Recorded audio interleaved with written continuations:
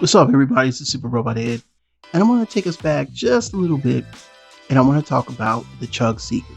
Not all of them. We're just going to talk about the main six, the ones that showed up in the cartoon that we know of. Of course, Thundercracker, Skywarp, and Starscream, and of course, Dirge, Ramjet, and Thrust. Now, this is a picture of my old set. I've had numerous Seekers. I used to do kit bashes for people using Seeker parts. It's not well known. It's just a secret I did. But let's talk about the releases first. So the first release we got in the Classics line was Starscream. And this wasn't painted like G1 Starscream, but it was Starscream, and then it was fun. This is actually a real world paint job of an F-15. And I believe one of like the, like those flight groups that do like stunts and things of that nature. So this is why we got this. This is really, if you look up, this is one of their paint jobs. So we didn't really think about, well, it didn't look G1, but we were just happy to have Starscream as an F-15 jet again and not a Raptor or something else. Then after that, we got Henkei. Now, Henkei gave us a better, more G1S paint job, but it wasn't perfect. Of course, there were odd placements of chrome, like the chrome on near the middle part of the blasters, which just stood out so oddly. And I think the chrome was also on the fuselage or the engine out takes as well, or the thrusters as well. But it was better. Then we got this. This was a turd of a release. So if you didn't know, and you don't believe, there was a running mold change to the 5mm shoulder pulse, as well as the total articulation. And they hadn't fixed the shoulder slope. So the shoulders would never fit in place and the arm cannons would never stay on. But the color was very G1 toy accurate. And we'll talk about him later. Now we get to the last release, which was the United version of Starscream. And this picture does not do justice. This thing is heavily painted. Painted so much that it causes the toy to fall apart. So the plastic from back in the days is not as durable as we would like to think it is. So I'm learning more of this as I go through toys. Now the next release of the Seeker mold of the main three was Skywarp. Now the only way you could get the Skywarp was to get the Target exclusive 2-pack with the white repaint of Optimus Prime into Ultra Magnus. Now this changed and actually fixed the shoulder slope, so you didn't have the gap. There are a few other mold changes, but it's very sturdy, very nice, but still not the correct colors for Skywarp. Then we got Henkei, which is a repaint of the Universe Starscream, which had the, of course, again, had the G1S toy paint job, but it had the same issues. The ridiculous ports that didn't work, as well as the arm and shoulder lock issues. It almost felt like a knockoff.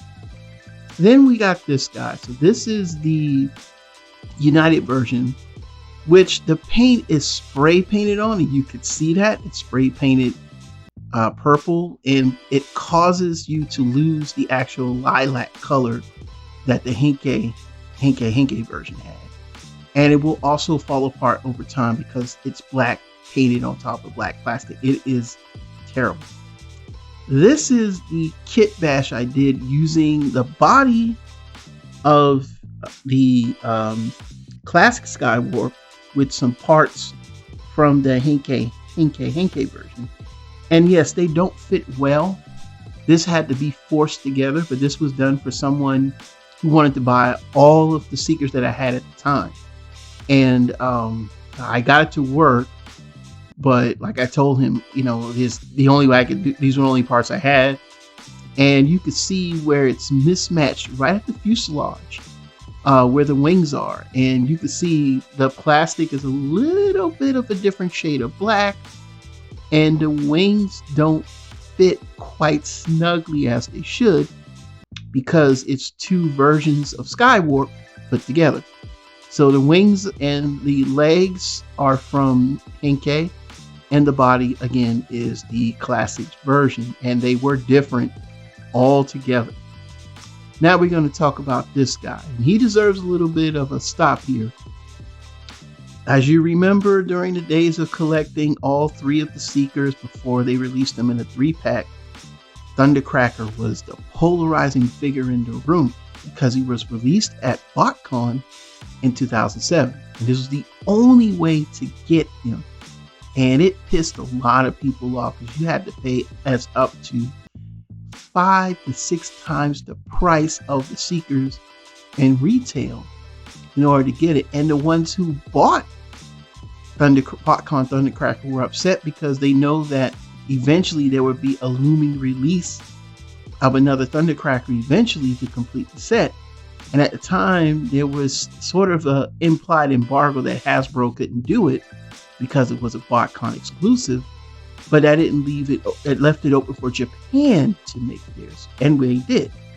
And thus we got Henkei Thundercracker, which again was also a repaint of Universe Starscream, which suffered from the same issues of the 5mm ports being incorrectly,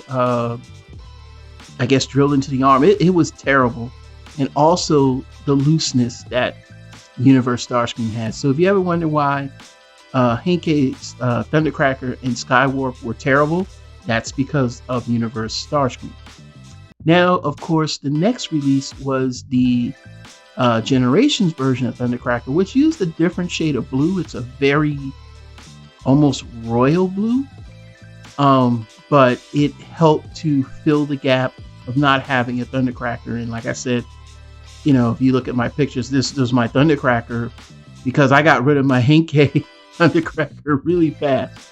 The last release was the United version, which brought back the kind of greenish tint that's in the previous releases, but again, it suffers from heavy paint, very heavy paint. When I show it off in my actual review of the Elite and ACES set, you'll see why. Now we're going to move on to the Coneheads, and the Coneheads have also seen a lot of releases. When I sold this set, these were all the US releases.